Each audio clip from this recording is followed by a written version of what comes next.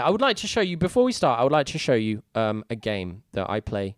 That it's a very, very important game. This is one of the most serious, important music games I've ever invented. You may have seen alternatives of it, but you might be able to say that Ed didn't invent this game. It existed already. Fine, I've never seen anyone else use it like this anyway, and I now know people who use it.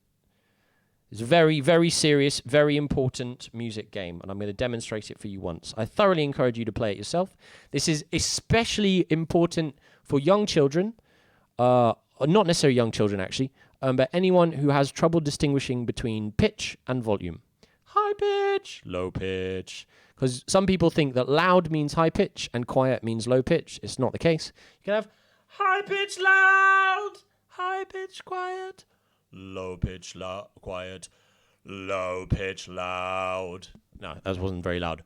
Low pitch loud, low pitch quiet. Right, this is a very, very important music game. It's called the Meow Coaster, and it goes like this. Meow.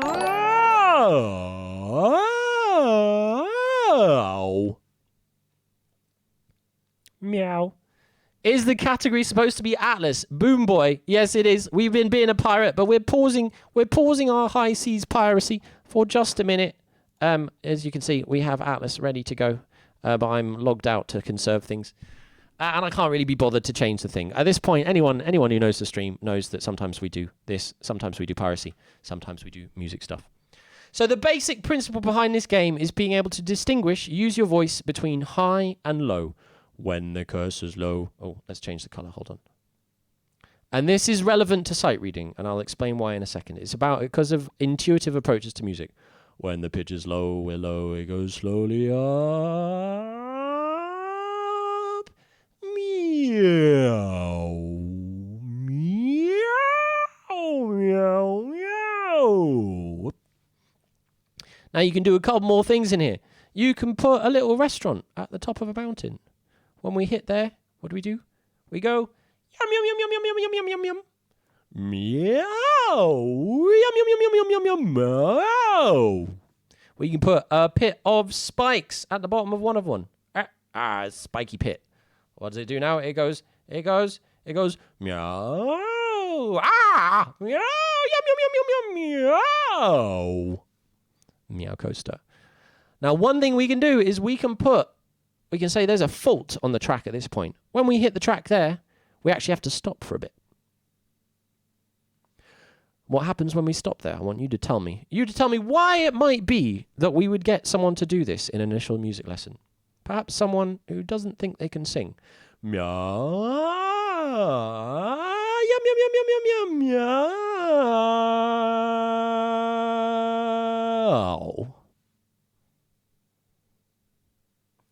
Because that is singing. Holding a note is just singing. If you want to sing, all you have to do is hold a note. It can be halfway up a meow coaster. You start a low meow, you go high meow, and you pause in the middle. Meow.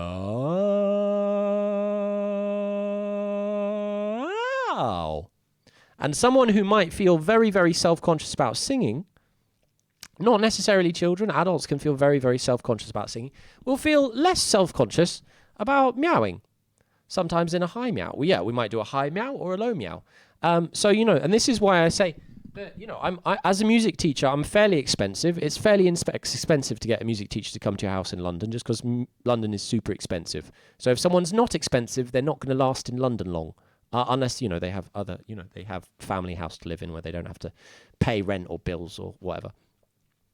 But literally, one of my strongest, most powerful cognitive music tricks is getting people to jump up and down meowing. And that's halfway there. And I want to show you how I justify this. Because then we say, hold on, but what this silly business? We're just meowing. Meowing's not music. Meowing's not music. Meowing's not music, is it? No, meowing's definitely. Meowing's not music.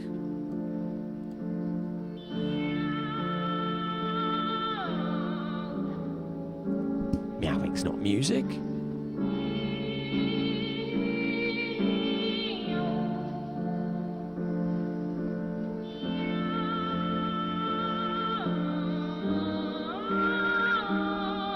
This is written by Rossini, who's a very famous Italian composer of the 18th century, 19th century? 19th century, I'm going to guess.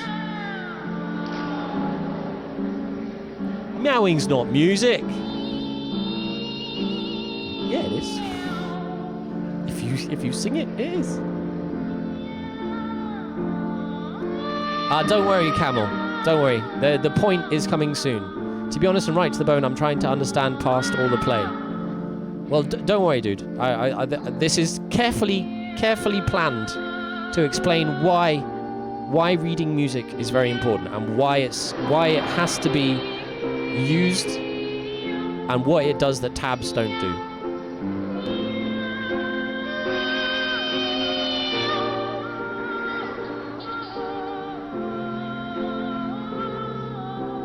Also, I like this video. Alice 94 Crazy is good, isn't it? This absolutely blows the mind of 6-year-olds who have only ever been presented music as something very, very serious that only happens in serious places by serious people. Blah. Meowing's not music. Sorry, that was quite loud, wasn't it?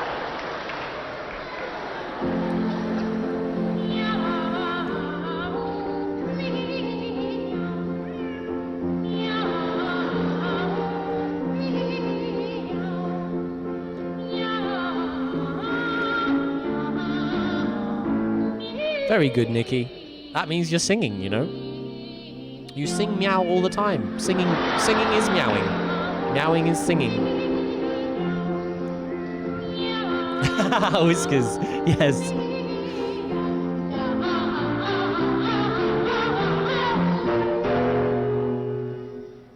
We're watching something as part of the lesson, Brendan. This is part of the sight reading tutorial.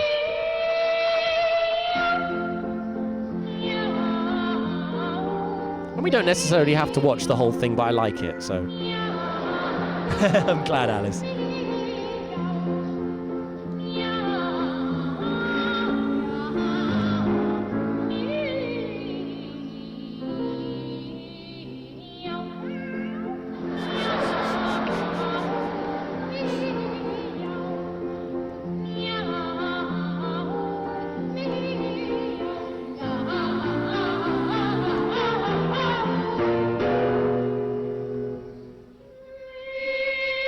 They're choristers.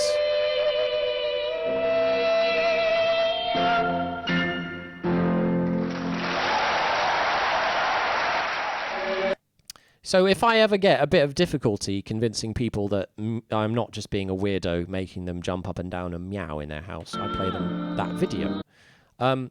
But why? Why is this? Why is it relevant? And the question is, and this is what Camel is thinking, is like, yeah, these fun and games. Why is this relevant to sight reading? Well, it's all about the intuitive systems we understand. And what this is designed to do, this game, is really designed to embed the idea that a line going up means the pitch goes up, and a line going down means the pitch goes down. And this is the power of sight reading. Because the point of sight reading, and this is why sight reading is a much more powerful intuitive method of understanding music than tabs. Because yeah, a tab, like check it out, a tab would look like this, right? It might be 0, 3, 5, 9, 11, 4, 2, 0. If you just look at that, what does that sound like? We don't know. We'd have to work it out. We'd have to look at the numbers. We'd be like, okay, those numbers are increasing, right? So this is going up. Then it jumps up a string. But is this note higher pitch or lower pitch than this note, for example? Well, we don't know, ultimately. Unless we actually play it on the guitar, right? We don't have. And now, these are now going down again, but we have to, first of all, read the numbers and then understand what they mean. Now, this written out on stave, what is this? Let's play this, shall we? Let's play this on a guitar. Let's put it on the A string and play it on guitar.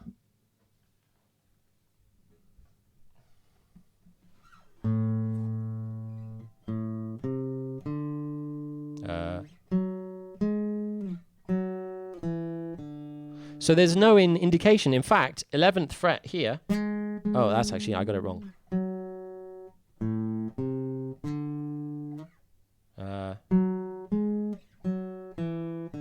That's what it sounds like on guitar, right?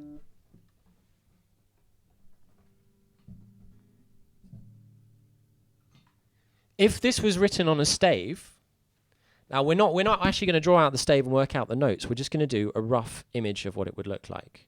Stave is 5 lines. 1, 2, 3, 4, 5. This will roughly go up and then down. Now we don't know the specific notes until we sight read, but we can see from the shape of it that it starts low, it goes high, and then it goes back down again. So straight away we can see visually. Usually tabs have the strings at the left like the names. Yeah, okay. So we could put the A and D string. That's fine. But you see, this thing we have to decipher. Before we even understand what it means, we have to decipher it. When we see a piece of music written using written music on a stave, we can see by the shape. The shape shows us basically what it's going to do. And, just as much as starting low, going high, going back down again. So straight away, there is a level of intuitive understanding of the shape of the music, the contours of the line, possibly, that we have with sight reading that we just don't get with tablature. And this means that if you know what to expect, if you know the scale, for example, say this was in the key of, let's say we were in the key of, put a treble clef on it, E flat major. We know that we're starting on the major 7, we're going to the root, we're going to the 2, the 3, the 4, the 5, the 6, the 7, the 8, the 9, the 10, the 11, and then back down. And now we can elaborate this. We know it sounds like the 7.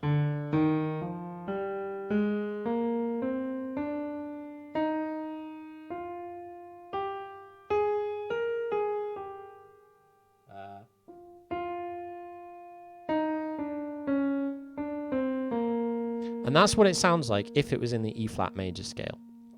Right now, at this point, as long as we know our E flat major scale, we don't even have to think about what notes are flats, right? Because we just know that it's E flat major, so we can just play it.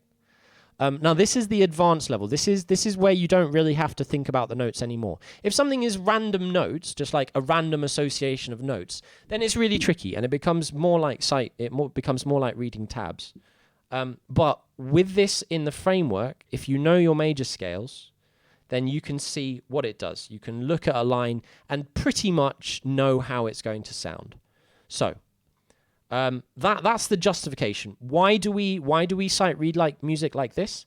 In addition to tabs. If we want to use tabs, that's great, but it can't replace this because it's just harder. Before you can sight read, tabs is easier because you don't have to know what letters are where. You just have to read the numbers. Once you can sight reading takes out just loads and loads of steps of analysis. So, how do we sight read? When we see the treble clef like this, which is known sometimes as the F clef, Camel, I think you called it the S clef, right?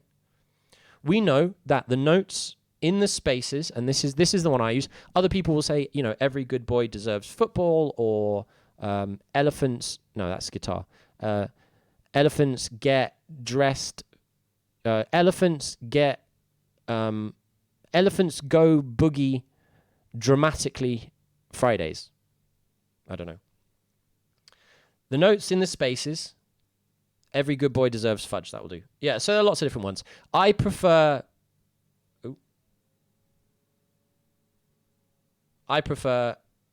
face is in the spaces. Fewer things to remember, and it's easy and it rhymes. Face is in the spaces. When you see the treble clef, you know that face is in the spaces. So the other notes are filled out around it. F, G, A, B, C, D, E, F. F and E there. Every good boy does fine. Absolutely. So those are an option, and if you've learned it that way, that's fine. It's just like the other section. As I said, I tend to go with faces in the spaces because it's fun. Once we know that, it's a question of really internalizing the feel. So that bottom space needs to feel like an F. Now, when you're on a guitar, because everything's kind of loose, all the notes basically feels the same, arguably a slightly different pressure, different string weight. You know, playing a note in the first fret feels a bit different from playing a note in the 12th fret. Not as much as on the sax. On the saxophone, an F is the 3 on the left hand and the first finger on the right hand. And for me, that just feels like an F. And when I see a piece of written music, when I see the stave, if there's a note there, to me, that note feels like this hand position, right? It feels like that in a synesthetic way, right? In a way that our brain reprograms itself to associate a placement on a grid with a feeling. So we know, for example, that if we see these notes up there, we have a sequence of notes to play. Oops, sorry, wrong shade. We have a sequence of notes to play. And that on the saxophone is F, G, A, B, C.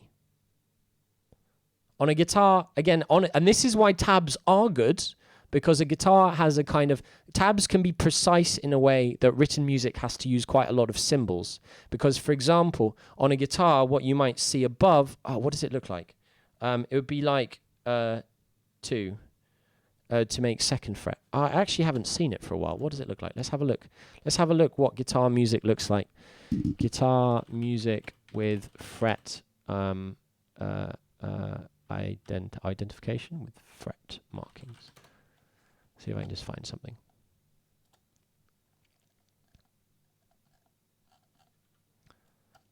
Guitar music. Let's find a piece of guitar music. Let's see what it looks like on the guitar. Let me see if I can find it. Is this here?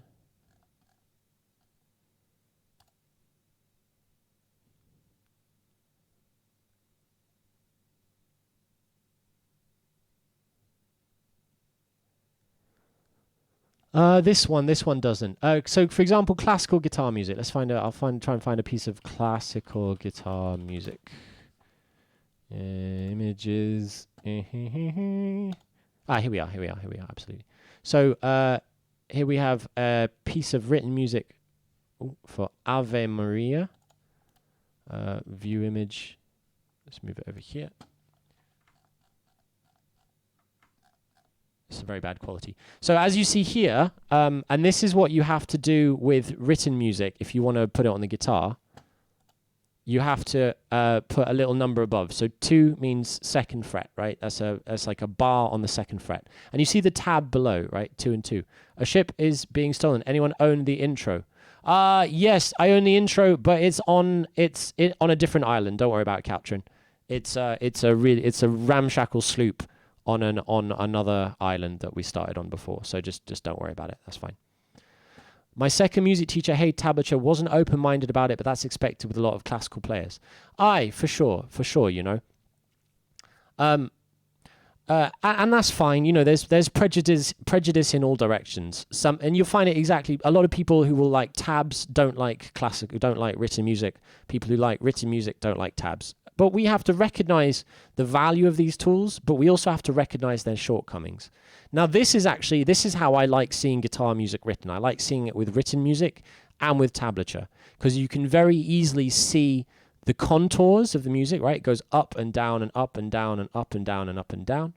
And it's very easy to see in what position and how you'd play these things.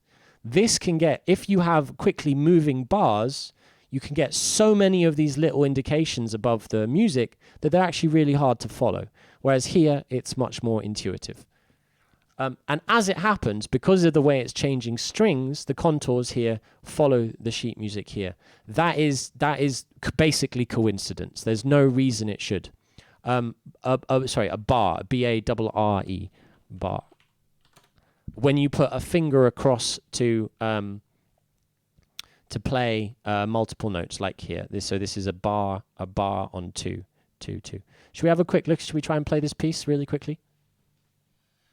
Now, my guitar sight reading is not nearly as strong as it is on my saxophone, right? Sight reading, for example.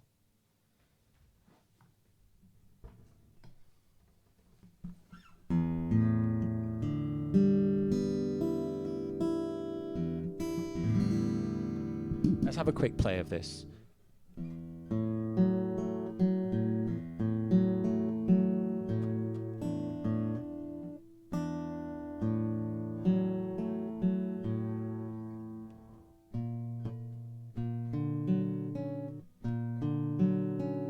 That's right.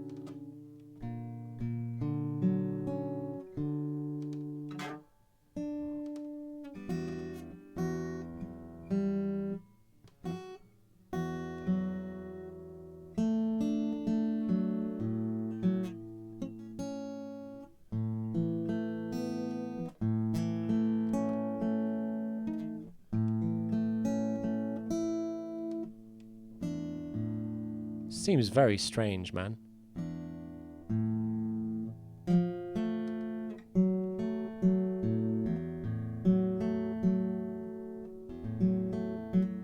Seems very strange. Oh, it's drop D, that's why.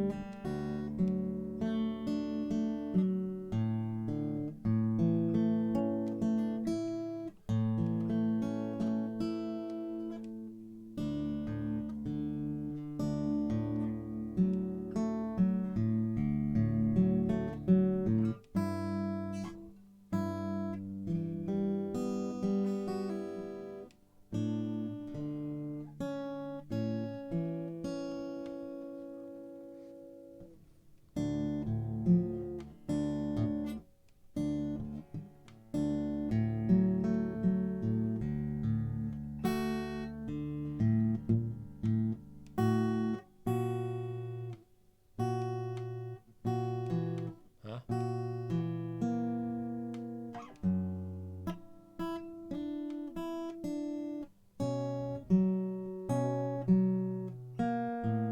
Wow.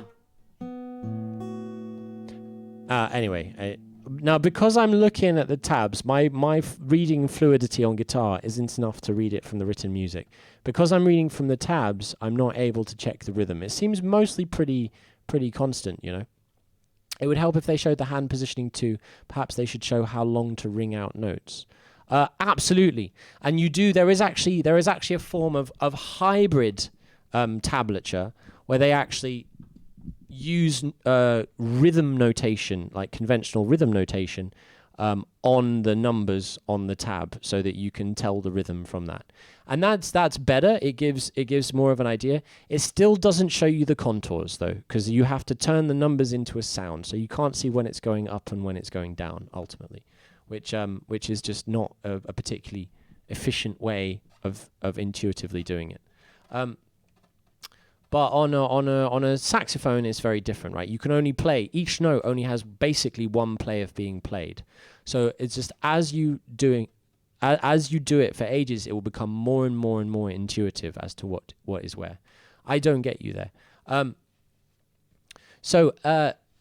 Okay, so where's a good place of doing it? So basically, when we look at the shape of the notes being played, this music, written music, allows us to see that it's going a long way up and then down and then up and then down, and we can see where it goes. So we can see where it is in our scale. So I'll show you an example of a different piece.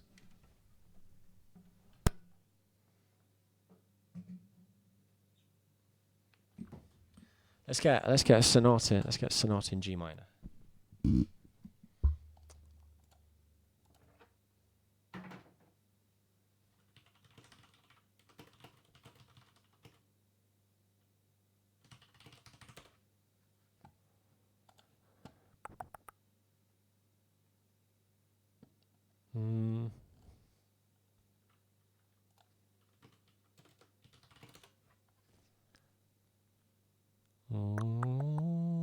Here we are. save that image. Save image as, that's nice and clear. Sonata in G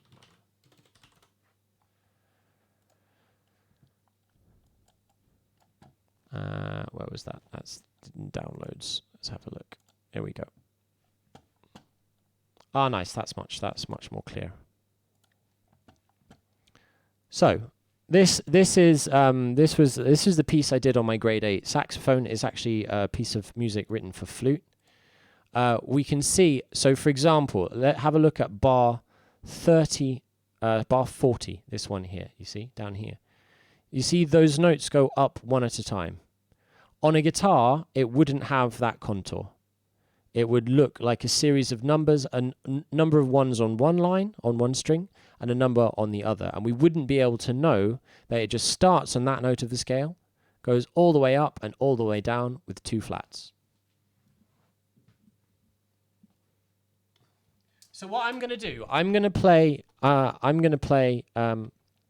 well, you could get the rhythm if you added on these little stems to the guitar music.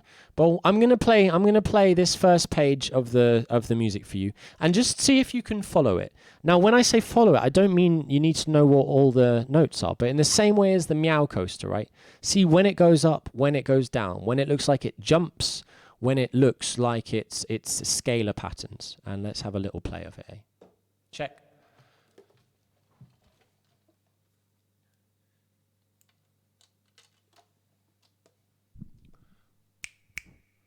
Oh, we're in the time signature of 3, so we have 3 beats to the bar. 1, 2, 3, 2, 2. Wrong note. 1, 1 and 2. Body dun, da, da, dum, boing, da. 1, 2, 1, 2, 3, 2, 3.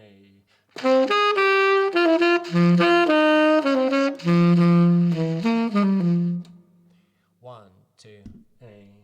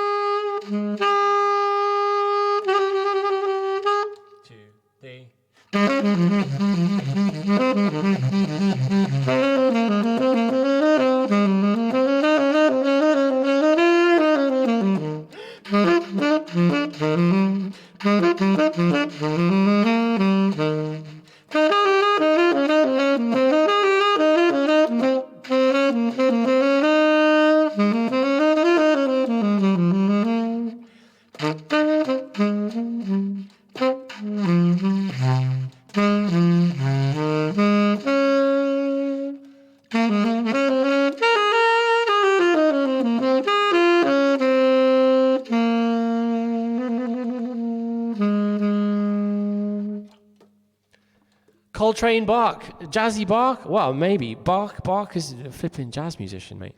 That's the thing. Bach's harmonies are totally and utterly wonderful. So, for example, you see at the first part, you see there are big jumps, right? And we can see very quickly that there are big jumps. Now, the next aspect of it is if you see any accidentals, right? When I say accidentals, we mean either flats, sharps, or naturals. We have an accidental in bar 1. And now I know that that is the only note here that doesn't exist in the B-flat major scale. This is actually in the key of G minor. G minor is the natural minor in B-flat major. So all of the notes here, unless we see a sharp or a flat, are in the B-flat major scale.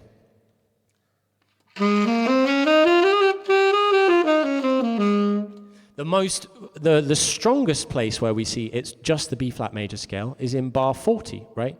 Where it starts on the B-flat, it goes B-flat, C, D, E-flat, F, G, F, E-flat, D, C, B-flat.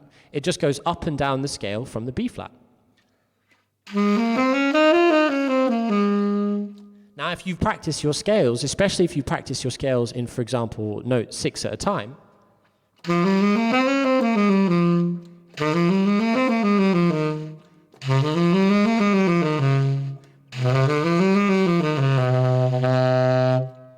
That's something you've already practiced. And as soon as you see it on the page, you're like, okay, right, I know that's just B flat major. From B flat up to G and then back down to B flat, which is something you've practiced if you've practiced your major scales. And this is something that we just can see. We don't need to think about what the individual notes. All we need to see that it goes line, space, line, space, line, space, line, space, right? It doesn't skip any. So it's consecutive notes of a scale. Now this ties in very strongly with why we call some things sharps and some things flats. Once it has a natural sign, that's the only time you play it. If it reoccurs in the same place without having a flat or anything, and it's natural to the B flat scale. So accidentals, these symbols, sharp here, natural here, there are actually no extra flats because they're all in the key signature.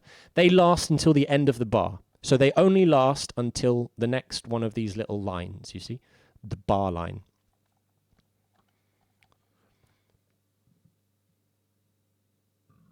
Excuse me. So we can see now. Actually, what they've done here, while that is the case, so technically that sharp here, right at the top in bar, well, I suppose it's bar 13, but we'll say bar 1 of the written music.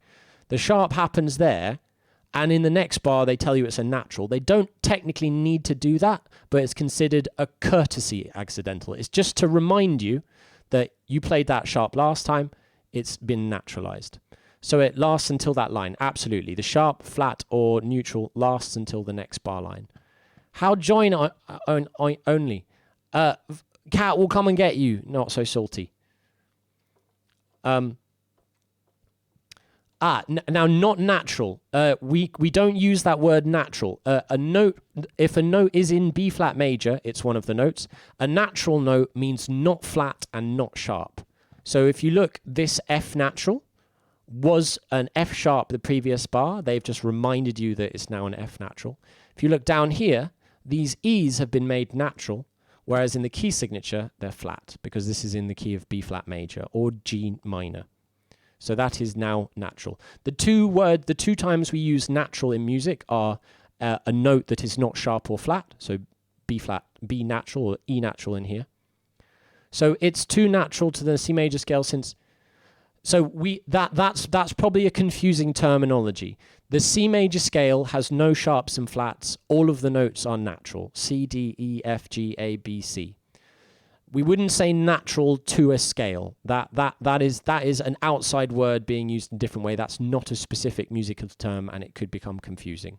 So natural means specifically either a note that is not sharp or flat, or there is a scale we refer to as the natural minor, which is the scale that starts on the 6th note of a major scale, is Aeolian or natural minor, as opposed to harmonic minor and melodic minor. We have to distinguish it. So there's no natural major, because major just means major, but minor could mean a couple of different things, which are all like often used. So we don't use that word that way.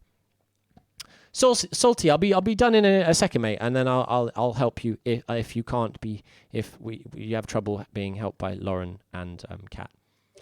Natural is basically just to know that isn't sharp or flat. There's also natural minor, which is a type of major mode. Absolutely.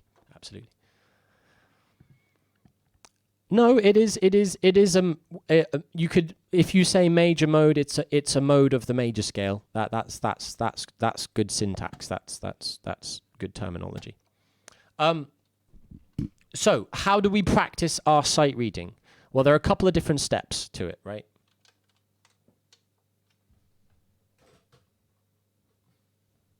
The first step is knowing what the notes are. What is a major mode? Oh yeah, I knew that. Just testing you, Ed. There are a couple of steps to sight reading. The first thing we need to do, and this is why it's very tricky, because people assign lots of different. There are lots of different steps that if you just use a music learning book, you'll do at the same time, except that they will start it easy, so you don't have to think too much. Oh my God, Kibble just bought Atlas. Guys, Kibbsy's gonna come join us. Look, Kibble bought Atlas. Yay! Amazing. All our peeps are coming. Callsign bought Atlas. Holes bought Atlas. Kibble bought Atlas. Amazing. I'm so excited. So excited. R. So, let's remind ourselves of what we've been talking about. We've been talking about sight reading. Step 1 of sight reading is being able to identify all the notes. So that, for example, this has to be this in the same way that when you like read a word, and this is a very good analogy for music. Remember, music, the best analogy we can make to music is that it's a language. If you're reading a word, let's use a good word of the stream. Let's use the word cat. If you're reading this word and you have to figure out what the letters sound like, you go k, a, t, cat, right?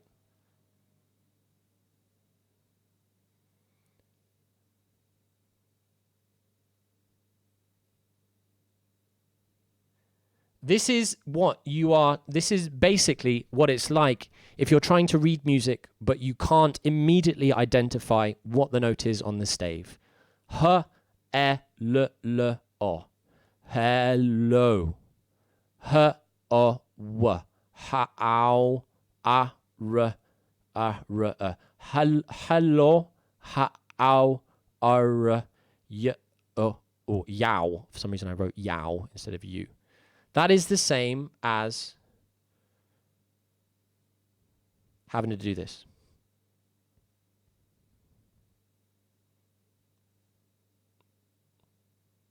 Can anyone tell me what those notes are? Face is in the spaces. So this one is a C. This one is the one above E. This is an F. This one is the one below A or after F. It's a G, right? So if we are still reading music like that, then it's very, very slow. But it's the first step, and I will show you in a second. I want to show you basically how the best way is to do this. Whenever you see a note, the things you want to remember, right, are faces in the spaces. Now, one more. This is another shortcut. Is that C is one line below or 2 lines above. So this is what I start out with teaching people. If we're learning to sight read, the first things we really need to internalize, we need to know is that face is in the spaces and where is C.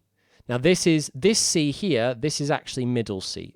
On the treble clef, that's what it means. It is middle C. It is the C that's in the middle of a piano. So if we are then trying to identify, if we're identifying what the note is, let's look at a couple of different notes. Let's take our first note. It's here.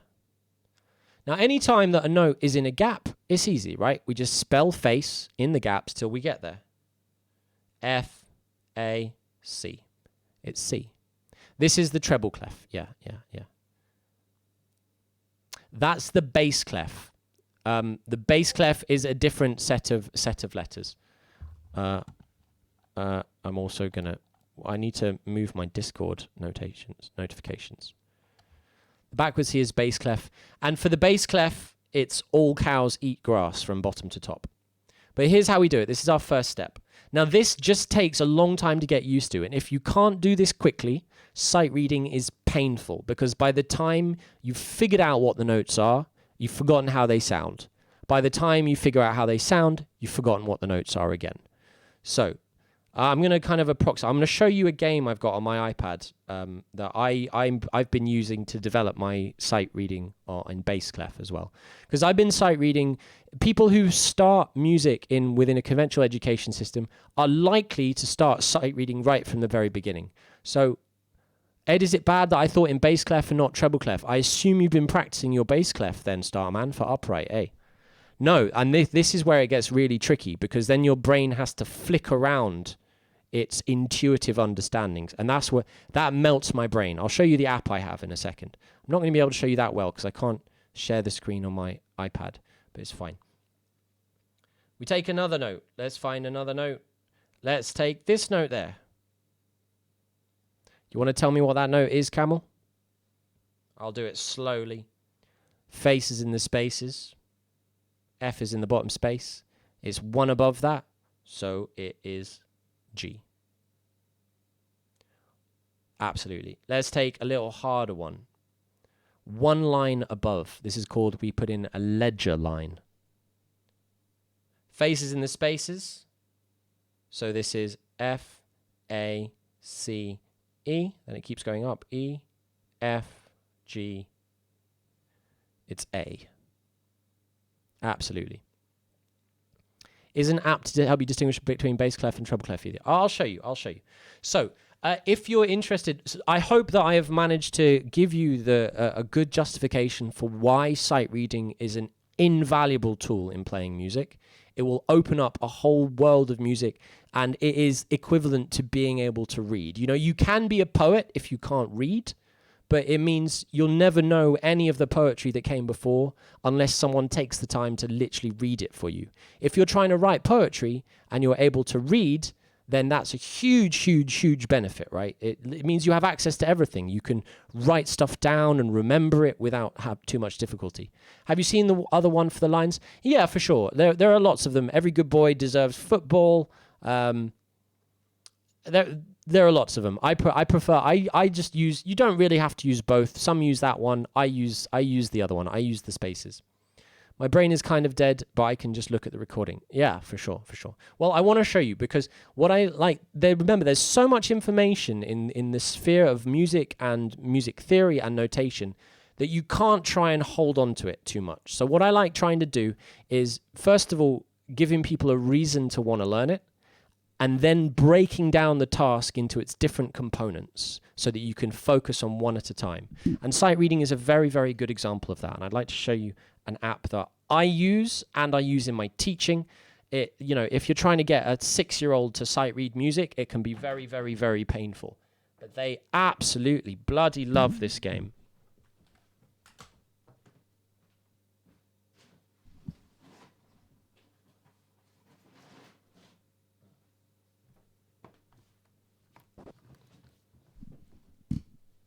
I'm a huge proponent of using technology in your learning and in your teaching. 6-year-old to sight read.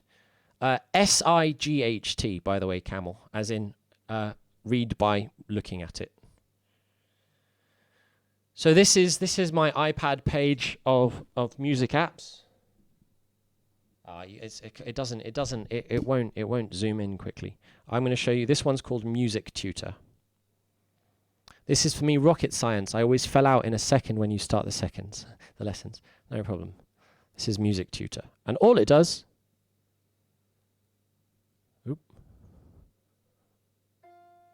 is it puts a note on the stave for you.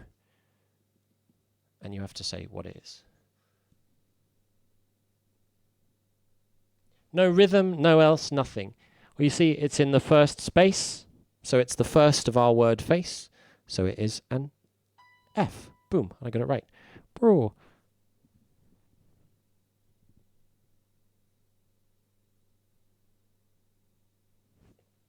And this is just drilling this in. And just drilling in. Next one.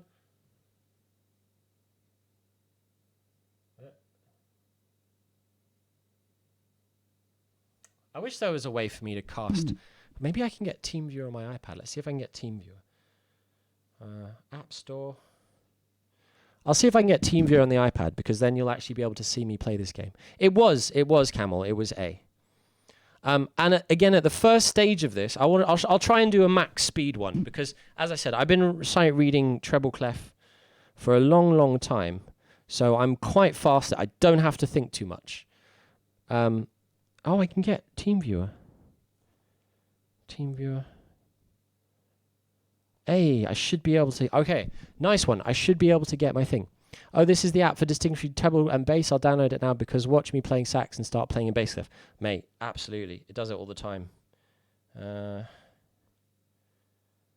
remember my Google store.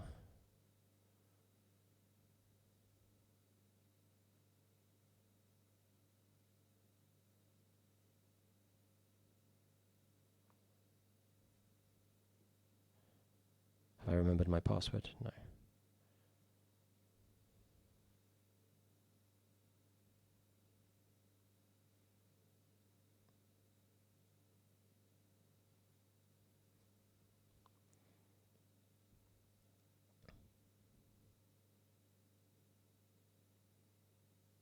Oh, my iPad is too old. This is an old iPad. Oh, sadly. Okay, it's not good enough. It's not good enough. But I'll do a round so you can see how quickly I do it.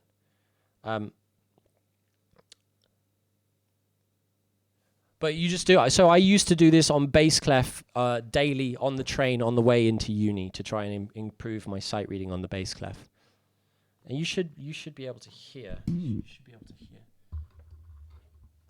All right, let's go. Let's go.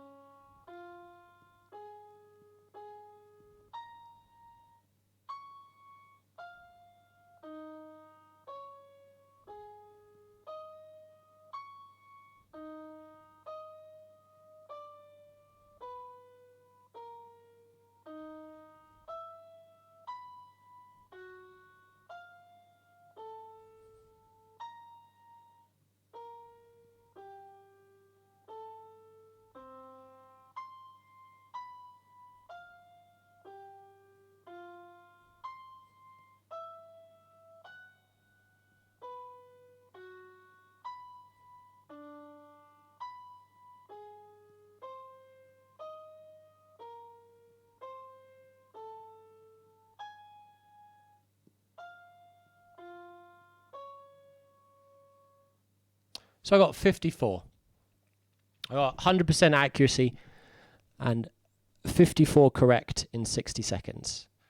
When I was working on it every day, I could generally push a minute. The bottleneck I had on this one is actually knowing where the buttons were for the notes, because I could immediately identify what the note is. Just as I said, because I've been playing saxophone and I've been sight reading for a long time. So to me, they just feel like I see where they are and it feels like the note. I don't have to think about it. The same way that, if you see, consider something you've been doing for a while. And this is an absolute guarantee. Yeah, this is something that people don't understand that you get to. They think that sight reading will always be hard. How long does it take you to know what letter this is? Immediately, as soon as you see the shape, you know that that's an A. It feels like an A, it looks like an A, it sounds like an A. What about letter what this is? It's a B, obviously, right? Obvious. We just know that's a B. And yet there are 27 different lowercase symbols, 27 different uppercase symbols. That's 52 symbols, all of which you are able to identify immediately, just because you've been doing it for a long time. And not so you look at the line, oh, it goes round at the top. It goes round at the top. That must be a B. No, it just is a B. You know it's a B. Like, that's just obvious. And this is the first step of sight reading, is to be able to get to that level with notes on the stave. So you just know what they are straight away. And the reason why people have such a hard time, and this is also very, very rarely articulated. If you're trying to sight read a piece of music on an instrument, let's just do something very basic, shall we? Let's go like this. A, B, C, D, B, A, bum, bum, ba-da, bum, bum, bum, ba-da, dum. This may seem like it's easy to read, but how many different steps are there? Firstly, we need to know what the notes are. We have to identify that is an A, that's a B, that's a C, that's a B, that's an A. Then we need to know what the rhythm is, and we need to know that's a 1, 2, 3, and 4. I have a separate game for this, by the way, don't worry about it. This is the rhythm game. It's on the Discord if anyone's interested. And then, not only that, we have to know where these notes are on the piano or whatever instrument we're playing. Then we have to try and put all of those three factors together. And that's really hard, because it's at least three different, not just three different things, but three entire different frameworks of understanding that interact with each other, that all require your brain to do very specific processing tasks. And if you're unfamiliar with any of them, by the time you have to think about one, you've completely forgotten the others. So this is why I don't introduce sight reading in my lessons until people really want to do it, because at the beginning, it's very painful. It's very slow and it's very, very painful. And it does actually hurt. And the sense that that pain is a very specific pain. That is a cognitive pain of not having the required neural pathways to process the information accurately, right? And that hurts when you're missing it. So basically, the way I do it, the way I teach sight reading, I prep people with that iPad app. I get them to be able to identify what the notes are first. Then we play the rhythm game, which is under learning tools. I'll very quickly show you what the rhythm game is. 2, 3, 4. 1, 2, 3, 4. 1, 2, 3, 4. Boop.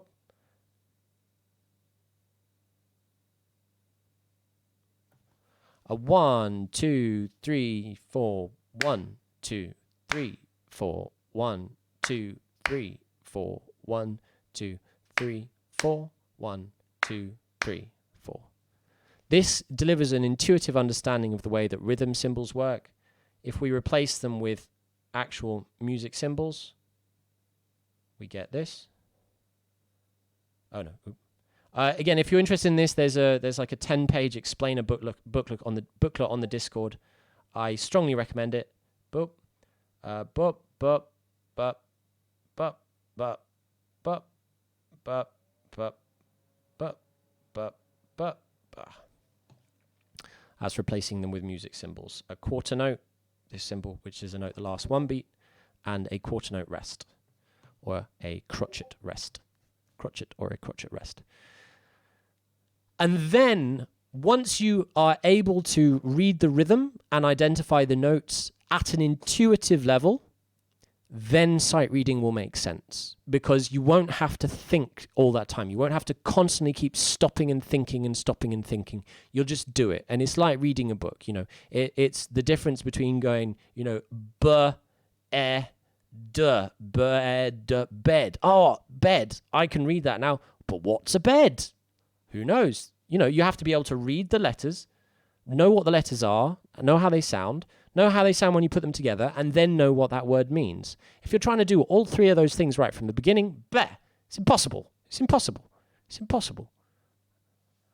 And there is no should, you know. People make it, you should be able to do this. Well, no, you can't do what you can't do. Duh, right?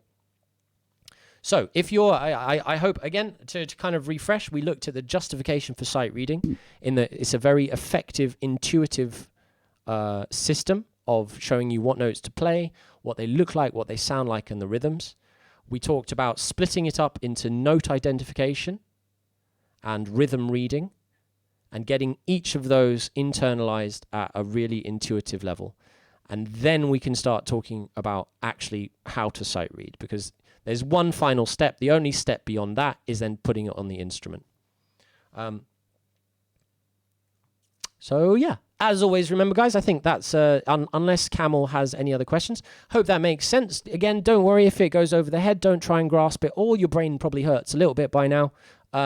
Fret not, because I'm here, and if you ever need a refresher, please feel free to ask.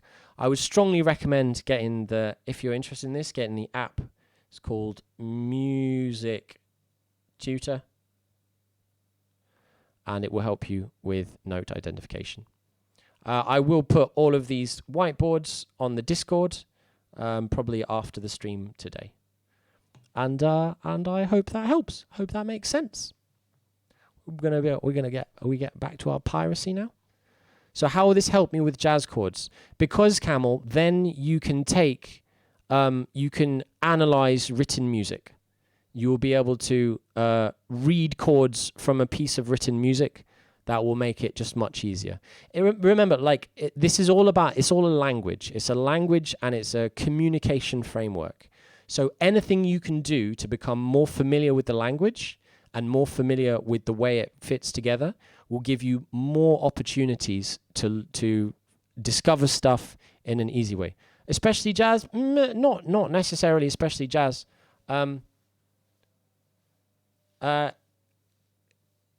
Guitars kind of went off in a different direction with tablature, but every other form of music uses this. Drums use this as well, except for drums it's slightly different. They don't have letters, you know. 98% actually, nice 1-star, man. I'm not going to do it with bass clef for the moment. But yeah, Camel, jazz basically takes, one of the things about jazz is it takes all the rules of music theory and takes it to its to extremes. So the more familiar you are with the fundamentals, the easier it will be to understand and play any of the kind of stuff you're approaching. It just opens up a whole world of information that otherwise you won't have access to. So yeah, I think we're gonna end it there. Unless anyone has any questions, please let me know. Otherwise, yeah, back to we need to do a bit more piracy. Let's check on our pirate progress, shall we? That sounds like more towards the more complicated stuff that came after the war. Well, the first jazz musicians were classical musicians. You know, Creoles of Color in New Orleans, and Jelly Roll Morton was a piano player. And you have to be able to read music if you play the piano. It's too much otherwise, because you can't see, you know, someone's playing a 10-note chord very quickly. You just can't do that. If you have to do it by listening, the music dictates the pace that you hear it. Whereas written music is like a freeze time. It's like a freeze frame. But a freeze frame that encompasses the whole piece of music, you know. It's locked in time. You can take it at entirely your own pace. You can do whatever you want with it. It's visual at the same time as tactile. It combines all the different senses. And it's just really powerful, you know. So there we are. That'll be that one licked. Our little sight reading introduction and justification lesson. Do we declare it licked? Can I get some licks in chat if it's licked? Am I the only one with licks in chat? Oh well. That's fine. Let's get back to the important business of being a pirate.